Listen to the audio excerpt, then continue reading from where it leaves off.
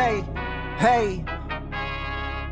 Really the only thing that gon' be normal is distribution. Normal folks gon' infuse some. Optimize your lineups and you feed the rest, you mute them. Turning it up, these numbers are loud. Peeping this game from a nimbus is wild. Making it rain. While I embrace all this risk, I'm insane. Talking about that best bill, I'm the best till into the next world. Guess I got next still. Best bill, I'm the best till into the next world. And welcome into the Best Bell Fantasy Football podcast and live stream. My name is Bradley Stalder. You can follow me on Twitter at FFStalder. And if you're new to the Best Bell Fantasy YouTube channel, make sure you're hitting that red subscribe button if you really like what content I'm going to put out for you tonight. This is all about you guys tonight. This is the community live stream, week 14, questions and answers, tips, rankings, predictions. I'm going to throw in a couple players that I'm higher or lower on versus the Fantasy Pros consensus rankings as we go throughout the live stream. But this is really a listener and community driven live stream. So as you pop in, drop your comments, drop your questions. I'll give you some tips. I'll give you some thoughts on the players that I think will do well or do worse, and give some updates about players who are out this week. That's the whole plan for tonight. So it is driven by your content, and we get some pretty great questions in the chat, some tough ones. So I look forward to answering them for you. But before we get into it, shout out to the Scott Fish Bowl with this really sick, you can see the logo right here, the Scott Fish Bowl, Canton. I did not participate in the Canton one, but this was just such a sick shirt that I had to get it. Shout out to Scott Fish and Fantasy Cares. If you haven't checked out fantasycares.com, and you're considering somewhere to donate this holiday season, Fantasy Cares is a great place to do that. I know every year Scott Fish and everyone at Fantasy Cares ends up buying some toys and gives them out to those in need. So, check that out. It was a shameless plug. Scott didn't put me up to anything. I just, he's a good guy, one of the best in the industry. So I want to give him a shout out, give him his due. So in the meantime, throw your comments and questions in the chat. Look forward to answering them for you. A couple players that we got news on today, Kenneth Walker and DeeJay Dallas are going to be game time decisions. I think they're on the wrong side of questionable, and I would be looking elsewhere. I would not be banking on DeeJay Dallas this week. I would not be banking on Kenneth Walker this week. Instead, I would be looking at Travis Homer. Travis Homer, the running back 45 currently on Fantasy Pros Expert Consensus rankings. I have him now in my top 30 of running backs. And during the two games where Travis Homer got double-digit touches, he finished with, on average, 9.5 fantasy points, which is not nothing, right? You want some fantasy points out of the running backs that you're playing. And Homer averaged 5.5 receptions in those games. He averaged 28 receiving yards. It wasn't super efficient on the ground, but we've seen Travis Homer be a fake punt running option. If you remember, I think it was last year, had a 40-yard scamper on a fake punt. He's just got speed on speed, and the former third or sixth round pick is in line to get some major work on Sunday. I know Pete Carroll has said, well, there's a possibility that DeeJay Dallas or Kenneth Walker can play, but you have to remember too, this is Pete Carroll, and Pete Carroll is going to say the rosiest things. And anytime Pete Carroll says something mean, he's been pent up for a while. He's been pretty angry. So I'm not anticipating Kenneth Walker. I'm not anticipating DeeJay Dallas. I think it's Travis Homer. If you want to take an extremely deep shot on Wayne Gallman, fine. Wayne Gallman was okay-ish a couple years ago, but now he was signed to the practice squad. It's probably Tony Jones who's going to be playing over Wayne Gallman. And Tony Jones last year, if we look at what Jones was able to do, he stepped in for Alvin Kamara, and it was not pretty. Okay, Tony Jones, why is he not showing up for me? Tony Jones last year had one game where he was pretty involved, 16 carries against Buffalo. This was week 12. 16 of 27 on the ground.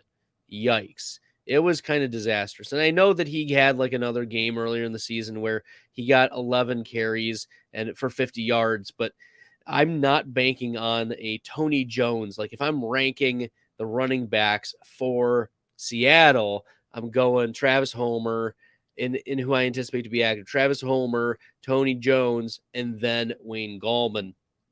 And that's how I would roll with it. Travis Homer for me is going to be in that flex consideration because of the bipocalypse. I probably would have moved him down to a high-end running back 4 if it wasn't for the bipocalypse, probably like running back 37 or 38, but because he could be a 0.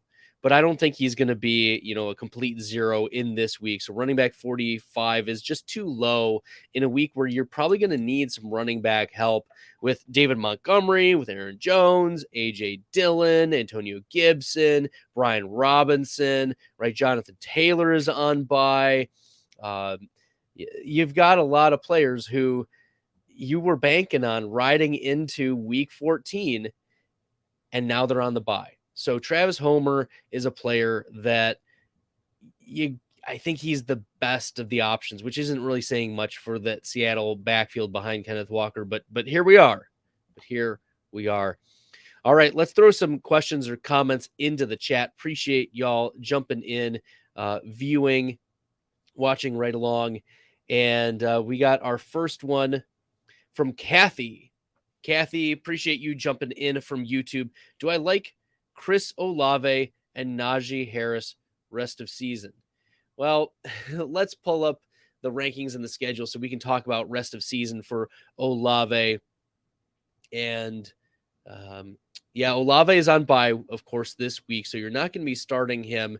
But looking at the rest of the season for Najee Harris, who we'll get to Olave in a second. I'm letting the bye week players load here. Najee Harris this week gets Baltimore, and it's a really tough run defense. The Baltimore offensive line per PFF is a projected 30% advantage over the Pittsburgh offensive line. So it's a tough matchup there. Look, Najee Harris, 3 of the last 4 games, 86 or more rushing yards, 17 or more carries. He was hurt in that week 12 game against Indy, so that's why he didn't get all the carries and all the touches, but he did get a touchdown. And then Carolina, Las Vegas, Baltimore again. So you've got 2 matchups that are really tough in Baltimore. And then Carolina, where maybe Baltimore gets out ahead, but I feel like that's just going to be a struggle bus game, right? It's going to, like, Lamar is going to be out, we expect, for this Pittsburgh-Baltimore game. It's the lowest over-under game total on the week projected by DraftKings Sportsbook. I think it's 37. I don't know if it's changed since the last time I saw it, but last I saw it was only 37 total points. So you don't anticipate Najee Harris getting a lot of run week 14. And then Lamar Jackson, we're expecting him to miss 2, 3, heck, a 4th week would get us back to that Pittsburgh-Baltimore game. And there's not a lot of optimism for the Pittsburgh Steelers to move the ball well against the Baltimore Ravens. So I don't think that there's going to be a lot of push in the offense for Najee Harris to be getting, that 2 touchdown game he got against Cincinnati. I think that was more fluky than anything. So I'm valuing Najee Harris as like a very low end running back too, because the floor could just go kaput on him. I mean, there have only been 3 of Najee Harris's 12 games so far where he's rushed for at least 80 yards. 3 for 80 yards. And he's been getting, 15 carries, 18 carries, 17 carries, 20, 17. He's been getting the rush volume, maybe not as much as last year. So I think you're valuing him as a low-end running back too. His consensus for this week is running back 18. I feel like that's way too high in my opinion. I mean, you're probably going to start you're probably starting Jeff Wilson over Najee Harris. Maybe that's a little spicy, but Jeff Wilson has a good matchup against the Chargers. You're starting Ezekiel Elliott, of course, over Najee Harris this week. You're probably starting Rashad White over Najee Harris this week. So, and maybe even Donta Foreman over Najee Harris this week. So that's where I'm looking for Najee Harris. I'm moving him down into that low end running back too, both for this week and moving forward. And then talking about Chris Olave, rest of season. Olave has been, one of the most impressive wide receivers. He's wide receiver 16 in total fantasy points for among all wide receivers. He's had a couple tough games against San Francisco and Tampa Bay. Wide receiver 42, wide receiver 41, but he still had 15 targets during those two games. So you have to be happy with the pass volume. He hasn't had double-digit targets since week 7, but in week 15 he gets Atlanta. Week 16 could be an interesting shootout against Cleveland, but then week 17 against Philadelphia, that's going to be a real tough, you're probably going to have to start Olave week 17, but you're going to have to lower expectations. I think that Olave falls into that wide receiver 26 to 30 for me moving forward, just with the really tough matchups, and he's not been doing great rest of season. Or the schedule doesn't look good for him rest of season. So hopefully that clears things up, Kathy. Travis Homer or Zonovan Knight? I'm going with Zonovan Knight. I think that there's a more secure workload for Zonovan Knight. It's just a gut feeling that Pete Carroll could use Tony Jones and could use Wayne Gallman and then split it 40, 30, 30 or something like that. And it would just get ugly.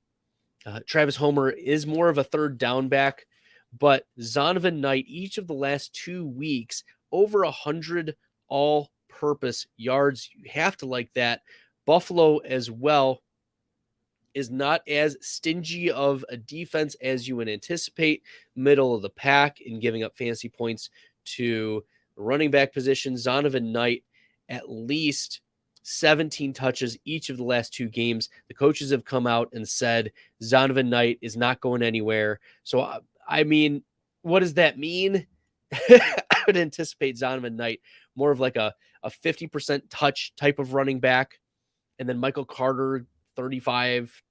And then Ty Johnson will get the rest, probably mostly on passing downs. So Zonovan Knight, I anticipate they've allowed him to carry the ball 14 and 15 times so far this year, whereas Michael Carter he's not built that way. Michael Carter is he's had no more than 12 carries on the season, and I know that some of that came with Breece Hall, for sure. But Zonovan Knight, they were willing to give Zonovan 14 and 15 carries this year, and that's coming off of the practice squad. So he's built better. The coaches trust him in that role more. I'm going with Zonovan Knight as a safer play than Travis Homer. So thanks for the question, Cesar Marquez. B Dubs from YouTube. Would you rather have Jamison Williams or Kadarius Toney rest of season? Oh, man. Yeah, the Toney thing is really interesting to me because he left I believe it was the week 11 game with where did I put Toney in these rankings? I pulled up there we go. That's where I thought he was.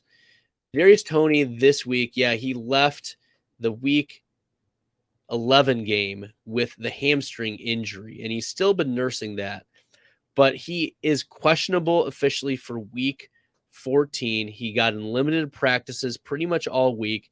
His consensus right now is wide receiver 99 for this week. I expect that Toney plays this week, but it's Denver, and so you're not really firing him up right now. Now, week 15, Houston. Week 16, Seattle. Week 17, it's Denver again. But Denver's probably, by that time, probably rolled all the way over. So I would be very interested in Jamison Williams rest of season over Kadarius Toney. The matchups are just going to be so scintillating. Jamison Williams I have at 73 this week. Kadarius Toney I have at 74. I think I'm going to bump up Jamison Williams just a little bit over where I have him right now because the consensus is 68. I want to be higher than consensus on Jamison Williams. But looking at what his schedule looks like, he gets Minnesota, which is really nice this week. If there's a week that he could pop off, I would love it. The New York Jets, which is a tough defense, a tough secondary for outside perimeter wide receivers. And then Carolina, who's respectable in the secondary, JC Horn. But Chicago week 17, that's the smashiest of matchups. And I really hope that the Lions rev up Jameson Williams over the next 3 weeks so that in week 17, in a dome against the hapless Chicago Bears defense, the Lions will go absolutely nuclear and propel themselves into the playoffs. They're only a couple games out of the playoffs. They're in the hunt, believe it or not.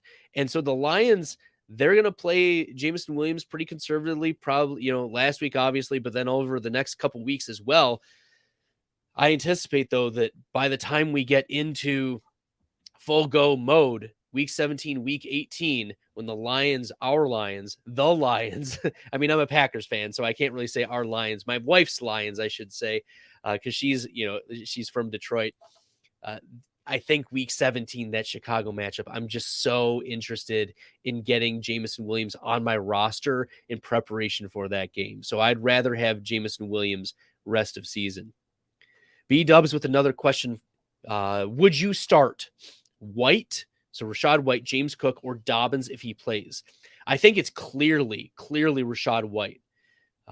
This is not just a singular tier, but a multi-tier differential between Rachaad White and the rest of these players. Like James Cook right now is my running back 27, and he's the consensus running back 29. So he's like a high-end running back 3. Dobbins, I don't even know if he plays, and if he does play, like, are we confident that J.K. Dobbins, gets a lot of work or even performs? His first week back from the ACL injury, 7 carries for 23 yards. Yes, he had 2 receptions for 17 yards, which was nice, but he finishes the running back 45 that week. Like, we're not even close to a tier this week, close enough for J.K. Dobbins. Rachaad White has been a top 20 running back each of the last 3 weeks. According to reports,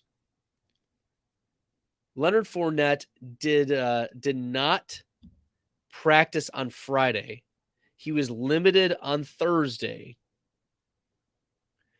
And he's the consensus running back 26. I know this is a tough matchup against San Francisco because San Francisco net 43% run block advantage projected over the Tampa Bay offensive line. San Francisco allows the fewest rushing yards per game to running backs, and they allow the fewest running back fantasy points. But if Rachaad White gets everything, he's still a running back too. Tom Brady is going to dump the ball off to him, and Rachaad White has 17 targets and 15 receptions over the last 2 weeks. He's had a touchdown. He's finished his running back 15 and 14 and a half PPR. So I'm firing up Rachaad White with extreme confidence if Leonard Fournette is out. And even if he's not out, like, look at what Rachaad White did the last couple games, even with Leonard Fournette, right? He was the running back 14 last week with 8 targets, even though Leonard Fournette also got those 8 targets. Okay. So yes, I'm starting Rachaad White with a lot of confidence this week. You should too. Let's keep looking in the chat. If you're just tuning in, make sure you're dropping your questions in the chat. If you are new, or if you like the answers that I'm giving, make sure you're hitting that red subscribe button. It really helps the channel. It really helps spread the word. It helps the algorithm, So there we go. Anonymous from YouTube. Am I starting Mike White still with the weather? I have Purdy or Pickett on waivers. I'm still going with Mike White. This guy has thrown for over 300 yards each of the last 2 games. Buffalo, this is an anticipated shootout, in my opinion. Mike White, I haven't delved deep into the weather, but let's take a step back. He threw for over 300 yards in the rain against the Bears. Okay, and yes, the Bears and the Bills, yes, very, very different defenses, but this is a quarterback who's willing to sling the ball. There is immense upside to Mike White. I just am We don't know what Brock Purdy is. And Kenny Pickett, I'm not starting. I don't have a lot of confidence in Kenny Pickett. Pickett is my quarterback 21 as of right now, and I have no confidence. And Mike White, I've moved up to quarterback 14 and probably quarterback 13 even now, because Trevor Lawrence is dealing with a pretty significant foot injury. I don't know. I'm toying around with that because Tennessee's defense has absolutely been decimated. So I'm toying around with that one. It'll probably come up to game time right now, but I would like Mike White as a high-end quarterback too for this week. You're not starting him over Kyler Murray. You're not starting him over Geno Smith or Dak Prescott, even despite the fact that Dak Prescott gets the Houston Texans, who allow less than 12 fantasy points to quarterbacks on the season. Like, give me Mike White as one of the higher streaming options this week, even though it's against the Bills. Mark Folkman from YouTube, thanks for tuning in. Dude, because Treylon Burks is out this week, I have to play Marquez Valdez Scantling. Am I in a bad spot, or is there possible upside? With Mahomes, anything is possible. But let's talk Marquez Valdez Scantling. He's the consensus wide receiver 40 on the week. And I think that's way too high on Marquez Valdez Scantling. I mean, over the last 3 games, he's finished as the wide receiver 42, 53, and 79. 2 weeks before that, against Tennessee, who we know is a bad defense, wide receiver 75. Against Buffalo, he goose-egged. He was wide receiver 102. He was wide receiver 58 against Indy week 3, wide receiver 92 against the Chargers in week 2. Dating back to week 1, he was wide receiver 57 on the week. You're in a tough spot. Like, I wonder if you can get like Marquez Valdez Scantling. I have technically at like wide receiver 42, but that's way, way, way too high. I'm going to move him down for sure. The Denver Broncos have the best coverage PFF grade. They allow the fewest receiving yards to wide receivers, and they allow the fewest fantasy points to wide receivers. So there is not a lot of matchup upside. And Marquez Valdez Scantling, like, let's talk about what type of actual wide receiver finish he's had. He's finished as the wide receiver 19 back in week 10. He had to score a touchdown for that one. Week 7 against San Francisco, he went 3 for 111. Finishes the wide receiver 20. Week 5 against Vegas, 6 for 90. Finishes the wide receiver 20 as well. So his ceiling is a mid wide receiver 2 with an absolute dirt bottom floor mark. So you're in a tough spot. Like, I would start over Marquez Valdez Scantling, your Corey Davis's of the world, your Isaiah McKenzie's of the world. I hope you started, maybe, obviously you didn't start Van Jefferson, but like DeeJay Chark, obviously over Marquez Valdez Scantling. Yeah, that's I think the right spot. Rondell Moore, if he is good to go. Rondell Moore did not take part in Friday's practice, though. So we're going to wait to see if Rondell Moore can go. But if he does go, I'm starting Rondell Moore over Marquez Valdez Scantling. If not, then obviously not. Donovan Peoples-Jones over Marquez Valdez Scantling. Tyler Boyd. That's Devin Duvernay. I think you can start over Marquez Valdez Scantling. Yeah, heck, let's go even Elijah Moore. Even Elijah Moore over Marquez Valdez Scantling. Let's go. Okay. That's where we're going with this Treylon Burks out. I think you're in a tough spot, Mark. I feel bad for you. This is what the Bipocalypse does to us, though, right? It's if we lose some of our key players who have been ascending, we got to start some scrubs, and maybe you can pivot to some of the other scrubs that I mentioned, but I am not optimistic about Marquez Valdez Scantling in this matchup. All right, for those who are just tuning in and you like my content, make sure you're hitting that red subscribe button. It really, really helps the channel. David Price from YouTube. JWJ against the Chargers or Pacheco against the Broncos. So let's start with Pacheco against the Broncos. I have Pacheco right now as as the running back. His consensus is 17. I have him at 19. I think I can move him up a little bit more over Foreman, over Najee Harris. I think we can safely move Isaiah Pacheco over those players. I'm not starting Pacheco over Rashad White. But I am not starting Isaiah Pacheco over Joe Mixon, not starting him over Ezekiel Elliott. I think that as a mid-pack running back 2 is the right spot for Pacheco. So maybe a running back 16 is the right spot. He's finished as the running back 21, 16, and 11 each of the last 3 weeks.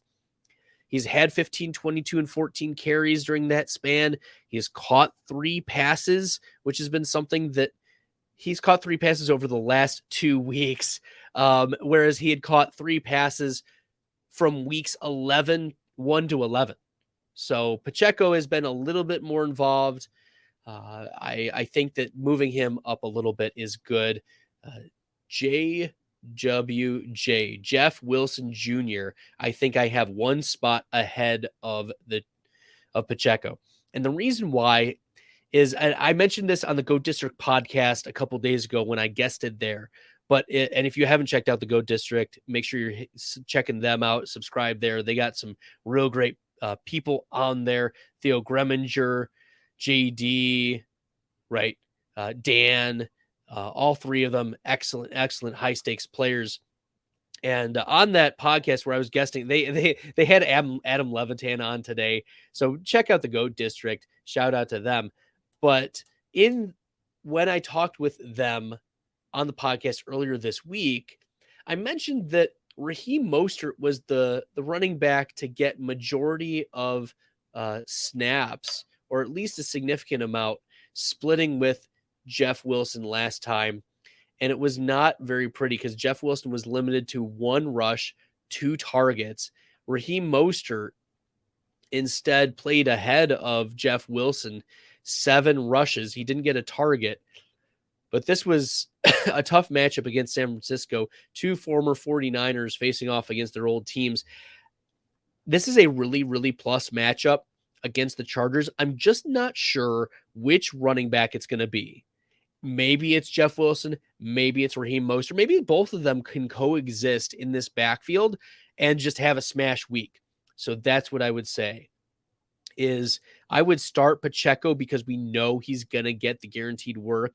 I think there's just more risk. Like the range of outcomes for Jeff Wilson Jr., I think the higher upside exists with Jeff Wilson, but Pacheco is much more concentrated, and I think is not just a safer player, but a more guaranteed points. I think it's worth it to start Pacheco, given what you know you're going to get from him, than the very slight chance that Jeff Wilson does outproduce him in a better matchup. KJ Frederick from YouTube, thanks for tuning in. Should I drop Gus Bus? No plans on playing him for Breida, just in case Barkley's neck keeps him out. And this is a smart move. This is a very, very smart move. Saquon Barkley reportedly dealing with a neck injury. For those who are just tuning in, he's officially listed as questionable, and his coach Brian Dable told reporters that his Week 14 game status is in doubt because of that neck soreness. He was limited on Friday, so questionable, and you should be picking up a player like Matt Breida off of your waiver wire because Breida is a very high upside type of running back. Right now, Matt Breida is the consensus running back 51, and I think that's just too low. We've seen a couple games, well, one in fact this year, where Matt Breida finishes the running back 24. Against Detroit, he went 3 for 13 on the ground. He caught a 16-yard pass, and he scored a touchdown. And it really doesn't take much to move into that top 24 if you get a little bit of work and you fall in the end zone. So you should be picking up Matt Breida for the massive upside that he could provide to you over replacement, right? We're scrambling over who can get me fantasy points. I'm recommending that you start like Zonovan Knight this week. I'm recommending that you play Jeff Wilson this week, despite the riskiness. You're probably going to have to fire up James Cook. And so if you can get a player that we've seen have success like Matt Breida, right? Let's look at some of the games that Breida has had in the past. Okay, he's been a seasoned vet, came into the league 2017. He had a few games back in 2017 where he got double-digit carries, right? In those games, 8 fantasy points, 5 fantasy points, 2 fantasy points, 14, 11 fantasy points. And then in 2018, Matt Breida, there were games where he got 17 carries, 16 carries. One of the games, 26 fantasy points against the New York Giants, 17 for 101 and a touchdown. This was 2018. Week 2 against Detroit in 2018, 11 for 138 and a touchdown. This is what Matt Breida did in year 2. Year 3, 2019, 15 for 78. 11 for 114, 12 for 121. This was 2019. In 2020, 12 for 86. 2021, right? 5 for 51. He has big burst ability, despite the fact that he's 27 years old. He has a few years under his belt. But if Matt Breida gets some work, like even last year, right? There was a game, against the New York Jets, week 10, where Breida came out. He only played 14% of snaps. He was with the Bills at the time. 3 for 28 on the ground. 3 for 28 on the ground. Had the touchdown. 3 receptions for 22 yards. 16 and a half fantasy points in half PPR. That is running back 1 level. So all Breida needs to do is fall in the end zone to get you into that running back 2 range. So yes, he is the type of player you drop Gus Edwards for. Okay, so KJ, very smart move. Appreciate you. Thanks for dropping that knowledge on us. Rachaad White or Amari Cooper, full point PPR. I think you're going with Rachaad White this week. Amari Cooper is dealing with a hip injury, and he is now officially questionable against Cincinnati. And, we saw last week Amari Cooper get 9 targets, but only 4 for 40. Finished as the wide receiver 55 on the week. And you have to be worried about not only this hip injury that's leaving him as questionable, he's the consensus wide receiver 17 on the week. And I think we need to drop him down pretty significantly. Let me see if I can pull up the fantasy points against, but ultimately, the Cincinnati Bengals have been a really, really sneaky defense against wide receivers. I'm just doing this from memory, but let me see if I can pull up the stats to back me up. Cincinnati has been one of the toughest wide receiver matchups for fantasy points on the year. Maybe I'm wrong. Maybe I completely messed up, but I don't think I did. Cincinnati is the 5th most difficult against opposing wide receiver units. They give up 23.2 fantasy points in half PPR to the entire units. They give up the fewest receptions to wide receiver groups on the year. You should be very worried about this matchup for not just Amari Cooper, but also for Deshaun Watson for an upside game. I don't think it's an upside game. If you lose Amari Cooper, then you're depending upon hopefully David Njoku is back, but maybe he's not. You've got Donovan Peoples-Jones, which is a nice deep threat, but Donovan Peoples-Jones is not an alpha. So I would roll with Rachaad White for sure. That's just how things are trending. And I think it doesn't matter full PPR or half PPR. You're going to go with Rachaad White there. Mark says, okay, Valdes-Scantling is not the best choice. Titans, Okonkwo as a replacement or no? Yes or no? Maybe so. Let's pull up the rankings because I'd like to talk about Okonkwo for a second. He came out and he noticed that a lot of people were chattering about him. So he was like, guys, it's really easy to pronounce.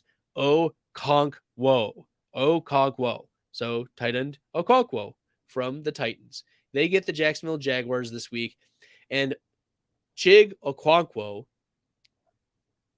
finished as the tight end 9 last week. He's finished as the tight end 9 week 4 as well. He led the Titans in targets. He led the Titans tight ends in snap share. He outsnapped Austin Hooper. And look, it wasn't like 80-20. It was like 55-45. It was like 60-40. It wasn't like Chig was full on taking over that role. Austin Hooper is not a zero. He's not a zero too sometimes, but he's not a zero. And so we think that Chig is going to get some work in this game against Jacksonville. And like, I have him as my tight end 17. He's consensus at 17. I have Gesicki ahead of him, more so for the upside, because I think this game could get into a real shootout. In Miami, the Chargers game could be a real nice shootout. But like, if you want to take a bold call and say, hey, like Dawson Knox has done just absolutely nothing for me as of late, right? Knox finishing as the tight end 34 and tight end 70 over the last 2 weeks. Like, I wouldn't mind that. Like, that's fine. If you want to take the upside on that, especially with Treylon Burks out, you wonder if Okonkwo is going to be able to get a little bit more work in the slot or on the outside, even as a tight end. You know, Westbrook Akine is not really the wide receiver answer. You know, Robert Woods has struggled as of late. So Okonkwo, there are worse flex replacements, but I think you're always limited when you're trying to flex a tight end, right? And we see this all the time in DFS. Like, you almost never put a tight end in your flex in these GPP DFS tournament type of scenarios, because it's just too risky. And the reason why you're filling in the tight end in the flex spot is probably because either they're misplaced or you need to just plug in someone that could be a zero. And the reason why they're a zero is because they've shown that they've been a zero for a while. And Okonkwo, as much as we like to project these tight end upside, and he might have a great game, he also could be a zero. It could go back to Austin Hooper getting 60 and Okonkwo going back to 40 or 30% and back to maybe 2 targets. We do like the athleticism that Okonkwo brings to the floor, but very, very limited. Mark is saying there are limited options. Unfortunately, the Bipocalypse might be biting you in the butt here. QQ from YouTube. Yo, QQ. Who should I start? Pickens or Devonta Smith?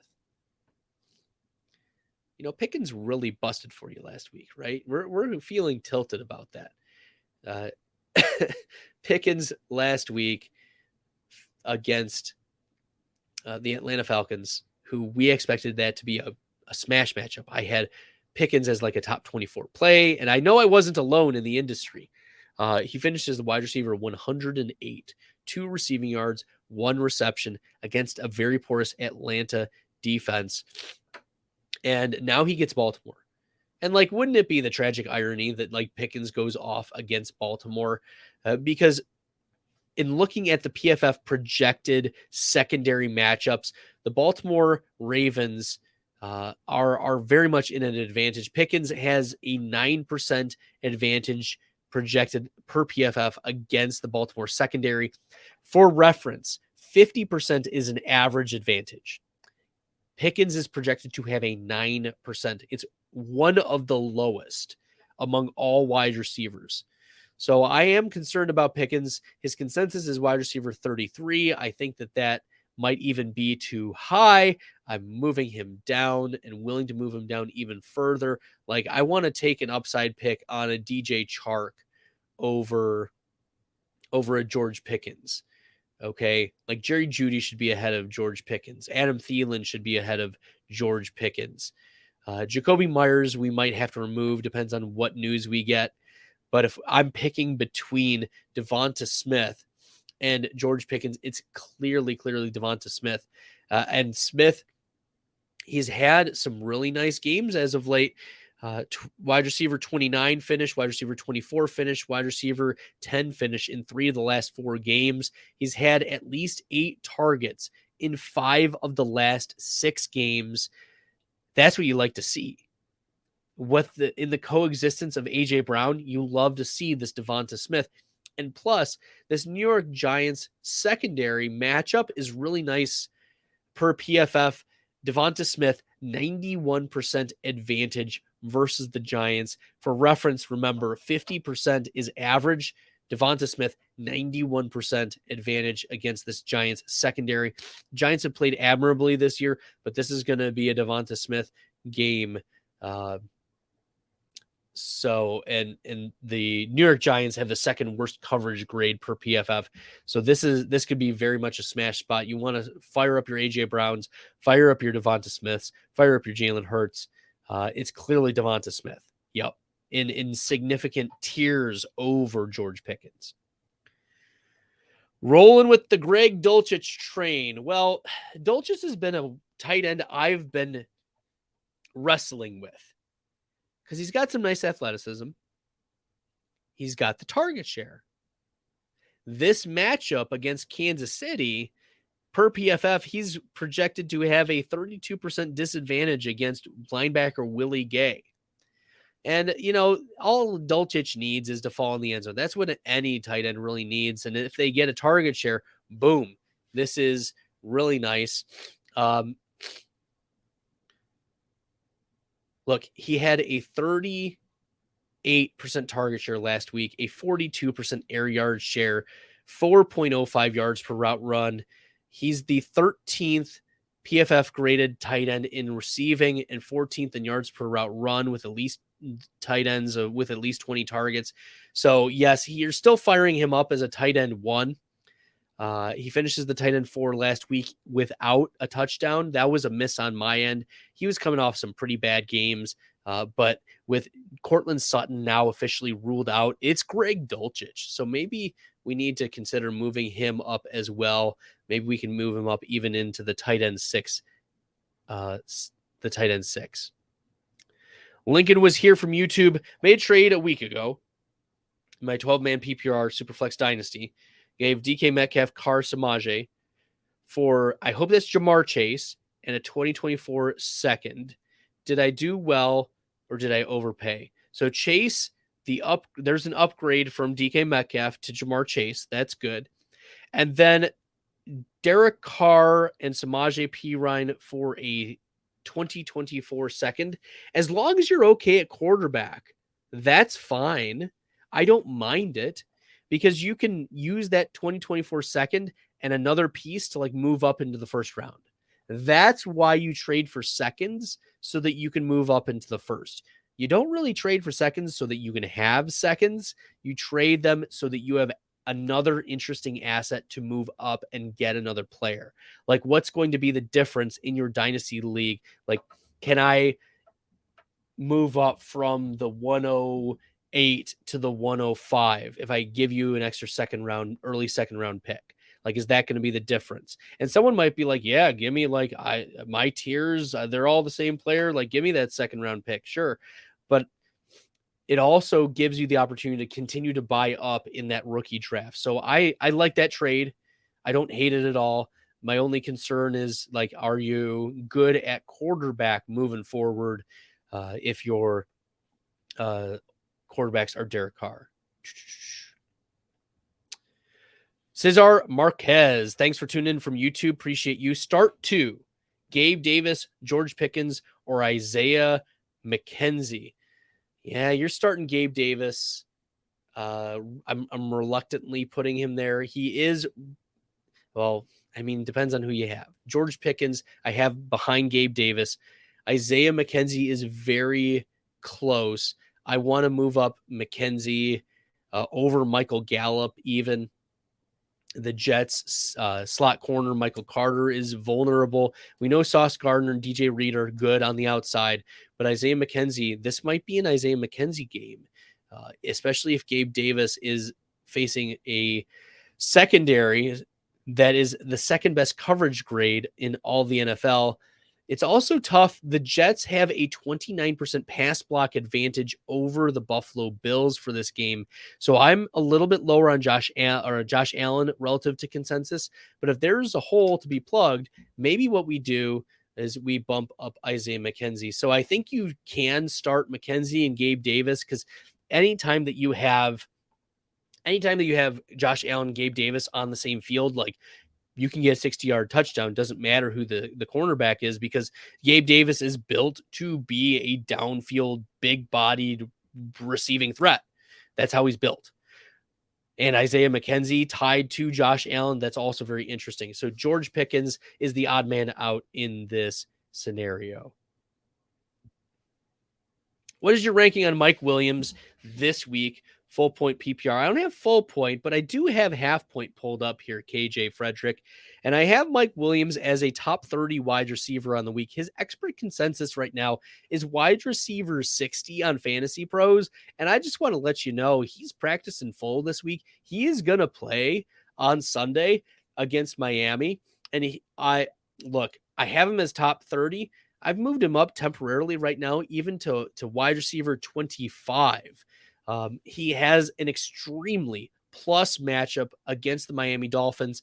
It is the one of only two 100% advantages per PFF in the secondary. The other 100% advantage is Amon-Ra St. Brown out of the slot against Minnesota.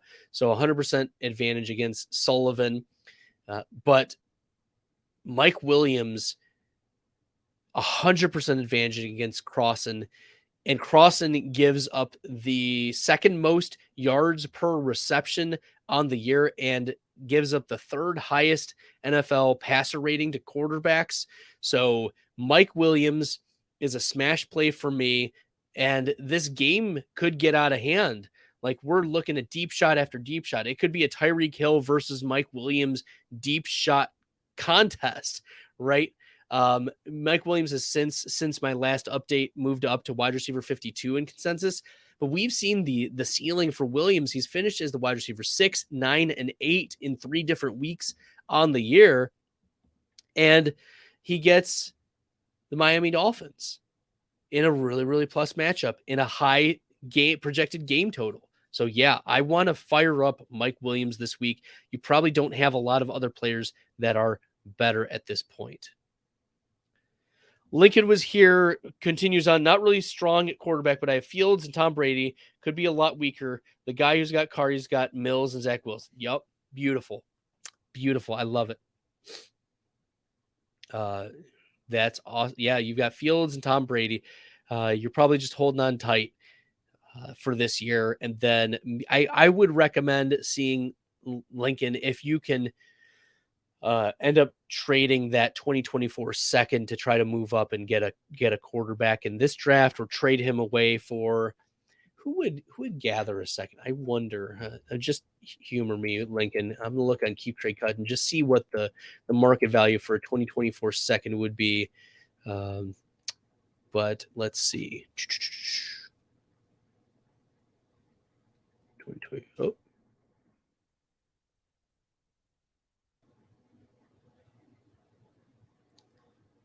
Let's see here. 2024.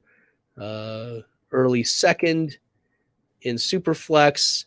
I don't see any quarterbacks here, but let me see. In one quarterback leagues, I don't see any quarterbacks that are really in that range. Yeah, I'm trying to do some adjustments too and see. I just don't see any quarterbacks falling in that range. That would be just a 1-for-1 deal. So yeah, unfortunately, I don't see anything on Keep Trade Cut. There we go. But I would see if I can move up there, Lincoln. Would I be doing a live show around Christmas to answer questions? Yeah, Mark, I'll be doing pretty regular shows.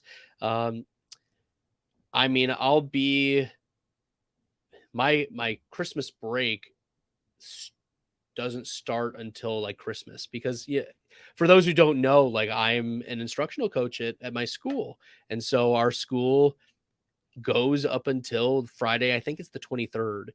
So I'll be around. I'll be answering questions. I'll probably do some live streams from Cleveland, Ohio, where my folks are from. So there you go. I will definitely be around to try to answer some questions as we get into the playoff fantasy football. Lincoln says, I'm thinking of trading the pick I got plus 223 seconds for a first and draft a quarterback. Yeah, if you can get into that elite tier, right? CJ Stroud and Bryce Young seem to be the tier, but also Will Levis has been getting a lot of love in the dynasty streets. So we'll see how he does at the combine. I needed to go through my process of talking about the players, and I'll be putting out rookie content. I'll be putting out draft content. I'll be doing some rookie mock drafts live on here as well. So make sure you're subscribed to the channel so that, because I will be putting out like, hey guys, let's do a live stream and y'all can participate in like a rookie mock draft. So I want to like give you guys the opportunity to participate as well. It's going to be a lot of fun once we get into that scenario. I'll do some mock drafts with y'all. It'll be a good time. We'll get it going with the community and involve you. And yeah, that's what we can do in the off season. I'm hoping that Underdog Fantasy can get back into Michigan. It's one of the few states that Underdog had pulled out of. I was doing Underdog draft content last spring, and then suddenly out of nowhere, like Underdog stopped operating in Michigan. So, I went to Drafters Fantasy and was doing some FFPC as well, and DraftKings. I was doing DraftKings. So yeah, we're going to do some draft content in the off season, spread that out, some rookie content. We're going to do free agency content. I'll do projections, lots of that. And then we'll start up the season again next year in week 1. It was a busy year getting started because my week 1 for the NFL was also my first week of school this year in a new position. So I appreciated all of your support as we started up. I think it was like week 5 when I started doing pretty regular content here on the channel. So I appreciate all of you jumping in and asking questions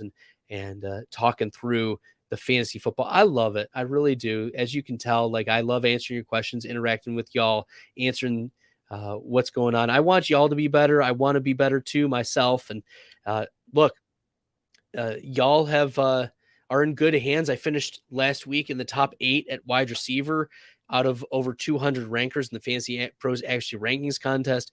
I finished as a top 5 kickers ranker. I was a top 4 IDP weekly ranker last week. I finished 66th overall. I didn't do too well in quarterbacks. I missed on a couple of them. But I'm right now 42nd out of 211 fantasy rankers on the season. So I'm doing pretty well. Top 80th percentile or so out of all the rankers. And you're in good hands. You're in good hands. I'm doing my best for you and continuing to improve my process as we move forward. So I think I've answered all the questions in the chat for right now. I appreciate all of you jumping in. If you have some last ditch second questions, I'll be happy to answer them moving forward. I do see that there are a few people watching for the first time. So make sure if you like the content, hit that red subscribe button. It really helps the channel continue to grow. Okay. Awesome. Yeah, QQ said, appreciate you, bruv. That D Swift call saved my butt. I'm happy to help with answering your start sits. And if you think of one and I'm not in the live, just comment on one of the videos. Y'all know I'm really good at getting back to you on answering your questions on the YouTube. And then there's I dropped an article today. If you haven't checked out the article, let me put it in the chat here. I put it in. Let me put it in the chat. It's for fantasy data. It's the expert consensus week 14 rankings versus ECR. I also did an audio version on the fantasy data YouTube as well.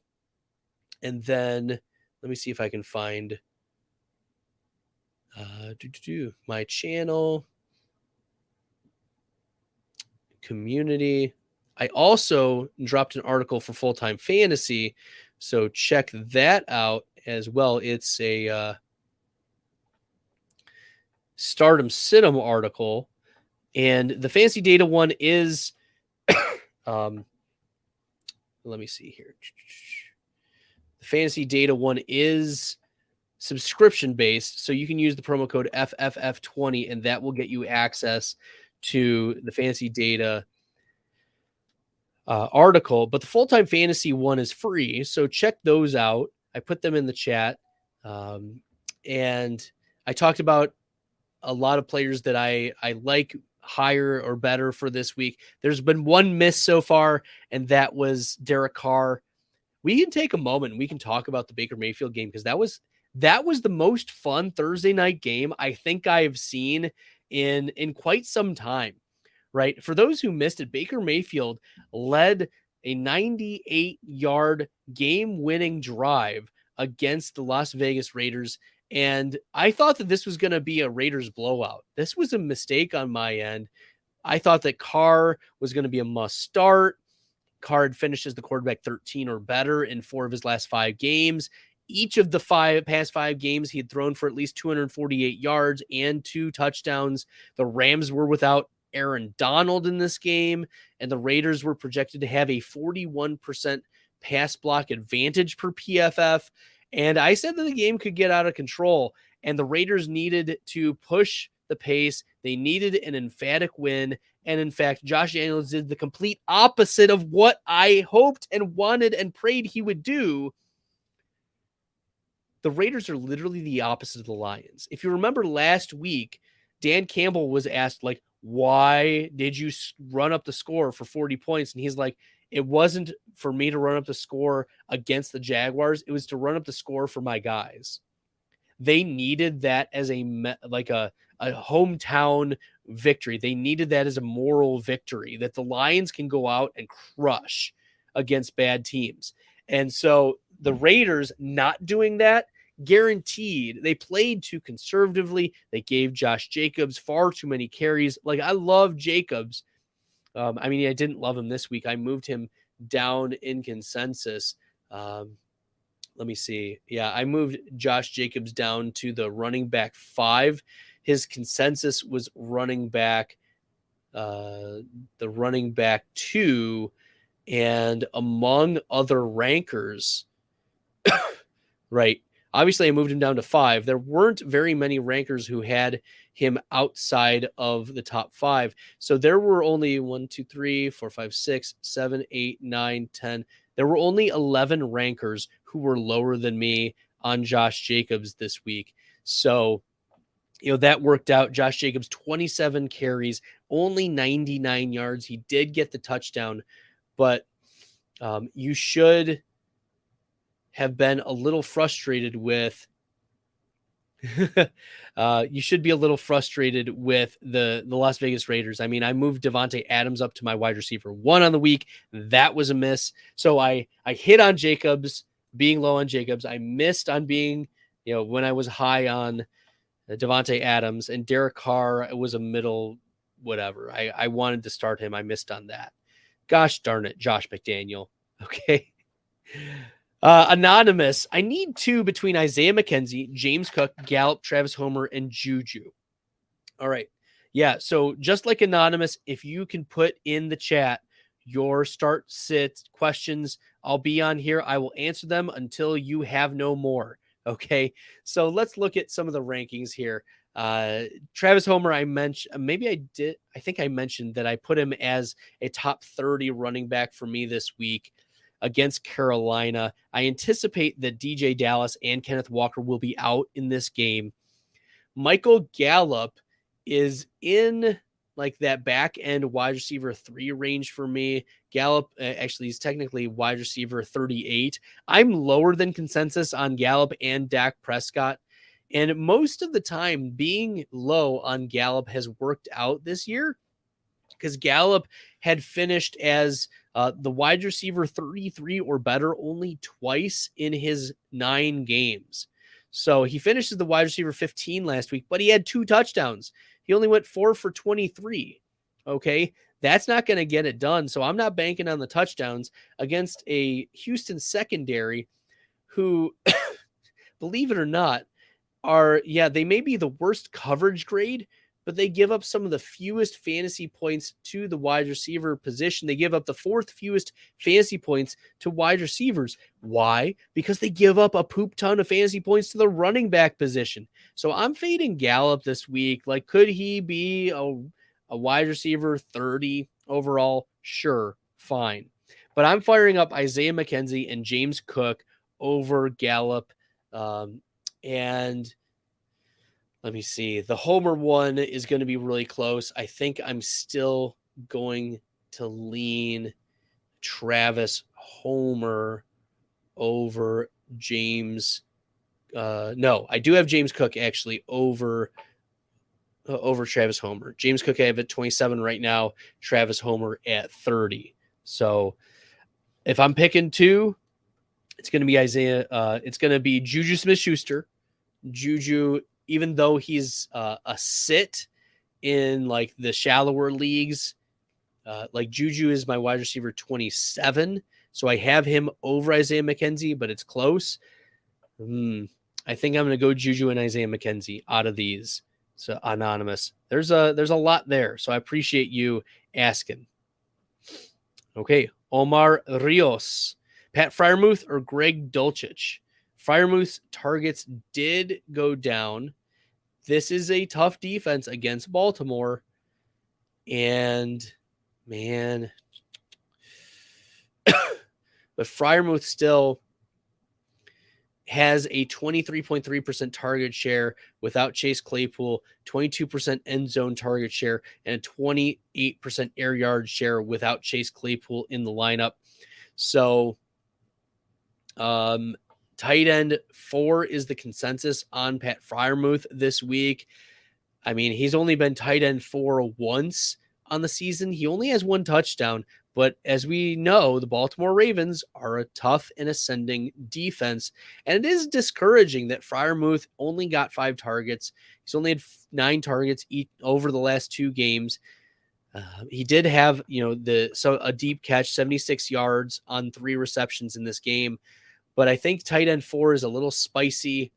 I think we can move Dulcich over Freiermuth. I think that's fine for me.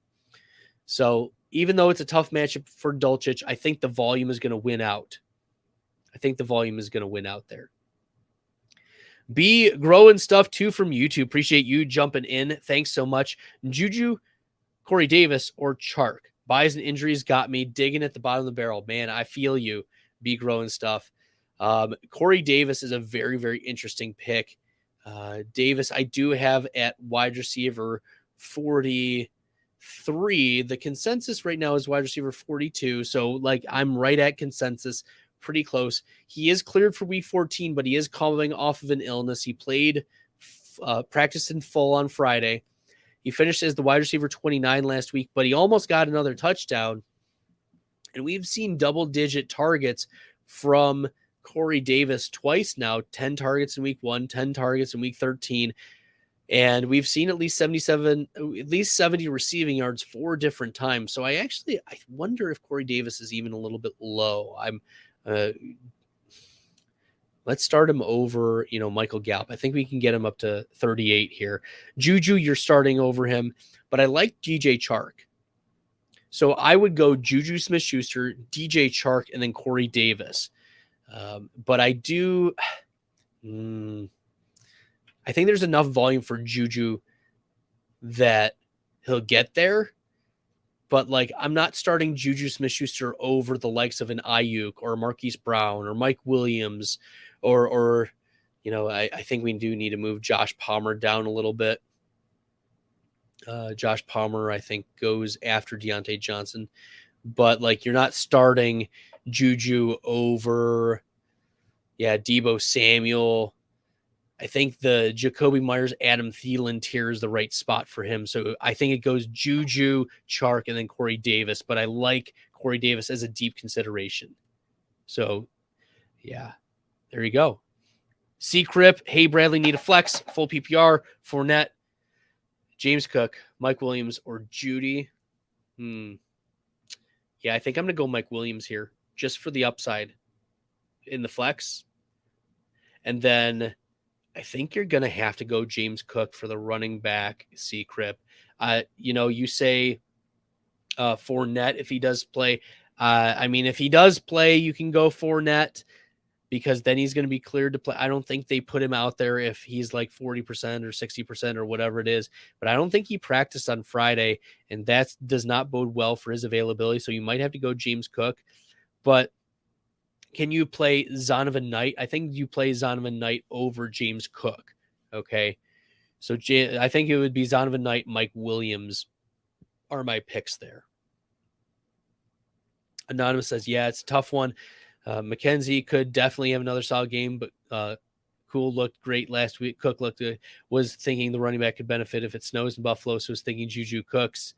I mean, it's ultimately going to come down to a lot of news as we get a lot closer, but monitoring the weather is an important thing to do this time of year. We know games can get real snowy. I remember a game, I think it was in 2018 or something like that. It was Jack Doyle and LaShawn McCoy were like the main players in this game, and it was all snow. They were like just slipping and sliding everywhere in Buffalo. So yeah, I know it's a tough call, but that's how I would go, Anonymous. And then Omar Rios, need a flex, Zonovan Knight, Mike Williams, James Cook, or Darius Slayton. So I have Mike Williams over Darius Slayton. I have Zonovan Knight over James Cook. So it comes down to Zonovan Knight versus Mike Williams. I think I'm going to go with Mike Williams. Mike Williams, now I just keep talking myself in more and more as a top 24 wide receiver. I have had him technically at wide receiver 30, but I think that he fits best with a higher upside, higher game total. Yeah, give me Mike Williams. Could he bust? Absolutely, he could bust. But also we could look at whether Michael Carter could significantly eat into Zonovan Knight as the counter for Zonovan Knight. So give me Mike Williams with the higher upside. All right. Sam Bowman, thanks for popping in from YouTube. Appreciate you, Sam. I have Kelsey at tight end, very weak bench. You think Hunter Henry could be a good flex versus the Cardinals? Let's go, baby. Sam, you must have read my full-time fantasy article because I put in there that Hunter Henry gets the Cardinals, who allowed the most fantasy points to the tight end position. How many points? 15.5. That's almost the same amount as Travis Kelce. It's like streaming on average a Travis Kelce when you play your tight ends against the Arizona Cardinals. If you need a tight end streamer or you need a flex spike possibility, Hunter Henry is, I think, the better of the options among those streaming tight ends because of the matchup, but also because we've seen what Hunter Henry can do. Okay. Hunter Henry this season, he's had a top 4 tight end finish, 4 for 61 and a touchdown. He had a top 3 tight end finish just 2 weeks ago against Minnesota, 3 for 63 and a touchdown. He almost had another touchdown in that game too. And he had a tough matchup against Buffalo for sure, but Arizona gives up a lot of fantasy points, and I think he could be an interesting flex. I'm not going out of my way to flex Hunter Henry. Like if I have a DeeJay Chark, I'm probably starting DeeJay Chark over Hunter Henry. If I have a Jerry Jeudy, right, Isaiah McKenzie, I think those types of players you're starting over Hunter Henry, but you're not starting like Hunter Henry over, or you are starting Hunter Henry over like a Marquez Valdes-Scantling or a Chris Moore or Robert Woods or Demarcus Robinson. So that's how I would value it there, Sam. Depends on who else you have at the flex. Be growing stuff. Should I drop Brandon Cooks? Is he done rest of season? I mean, even if he comes back, this is a lost year for the Houston Texans. I mean, it's not lost. They're going to get a top pick in the 2023 NFL draft. They're going to be able to get the quarterback they want. But Brandon Cooks has been dealing with injury, and even when he hasn't performed. So I'm fine with dropping Cooks in redraft. Should I start Michael Gallup or Darius Slayton? And I have Slayton 2 spots ahead of Gallup right now. Slayton does have a really tough matchup. Philadelphia Eagles have the 4th highest coverage grade per PFF.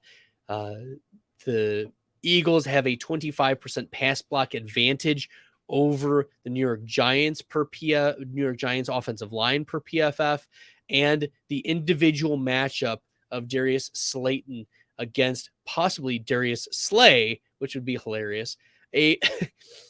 Darius Slayton has a 4% projected cornerback wide receiver matchup against the secondary of the Philadelphia Eagles. It's just a tough one. And you're thinking, well, what does 4% mean? 50% is average. Darius Slayton has a 4% projected advantage. So this is a really, really negative matchup for Darius Slayton. But even in the tough matchups in the past, Darius Slayton has been getting targets. He's had at least 6 targets in every game except one since week 7. During that span, he's finished as the wide receiver 18, 12, 22, 24, 40, and 49.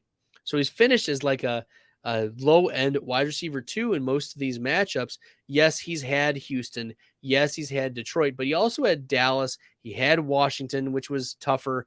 So I would go with Slayton over Gallup. Lobe from YouTube. Appreciate you jumping in. And if you haven't subscribed to the YouTube channel, make sure you're hitting that red subscribe button. Really appreciate it. It helps to grow the channel. And if you're new, share it with your friends, share it with your enemies. We're getting into the grind of the playoff season. So I appreciate your support and the community support. Thanks, everyone. Lobe asked a follow-up question: Kittle or Noah Fant this week? And look, I get it. Noah Fant has been this nice little boost this past game. He finishes the tight end 2 against the Rams. Only 5 targets, but 4 for 42, got the touchdown. He did finish as the tight end 6 against Arizona. But we already talked about tight ends versus Arizona, how they are an auto smash, top 5, top 6 play, 12 fantasy points. His ceiling is 12 fantasy points and half PPR. I'm not starting Fant over Kittle, even though, I like Fant's athletic profile. Fant is the tight end 15 in consensus. Fant is my tight end 13 on this week against Carolina. But Kittle, he's still my tight end 8. The San Francisco 49ers have a 31% pass block advantage over the Tampa Bay Buccaneers. Brock Purdy, we don't know what he's going to be doing. And we've seen some real zero games from George Kittle. He's finished as the tight end 23, 37, 22, 28, 25, and 31 this season. It's we've seen like elite ceilings, but we've also seen very, very scary floors for George Kittle.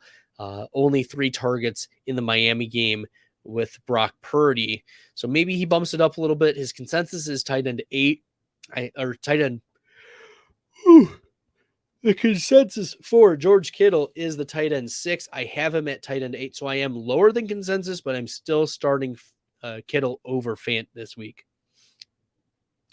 Sam asks, do you think Terrace Marshall is worth rostering? It's tough to trust Panthers this season.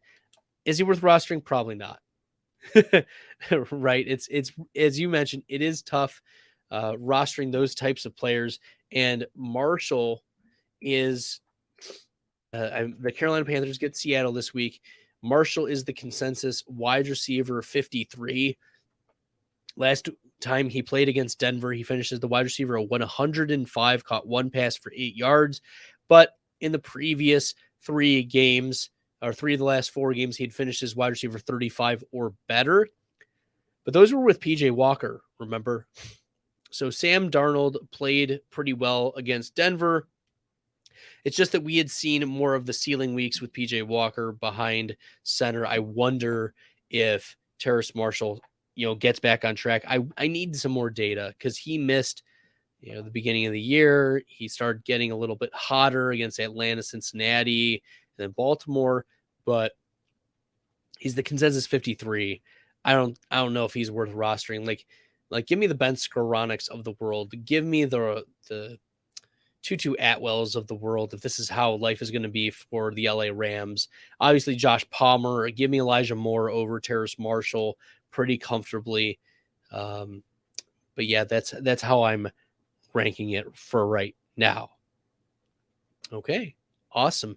Well, I think I've answered all of the chat's questions. Thanks so much, everybody, for tuning in. Make sure you hit that red subscribe button if you are new and you like the content, and I answer your question to your satisfaction. All right. We're good to go, I think. We're going to keep rolling right along. I've been on for 75 minutes. It's been a lot of fun. And we'll see if I have time tomorrow to jump on the live stream for the Week 14 Stardom Sit-ems, questions, answers, give some tips and rankings, talk about some predictions for how I see the week going. And until next time, everybody, good luck in the fantasy football streets. I embrace all this risk, I'm insane. Talking about that best bill, I'm the best till into the next world. Guess I got next still.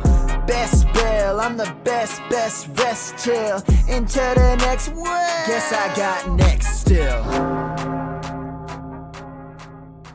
I embrace all this risk.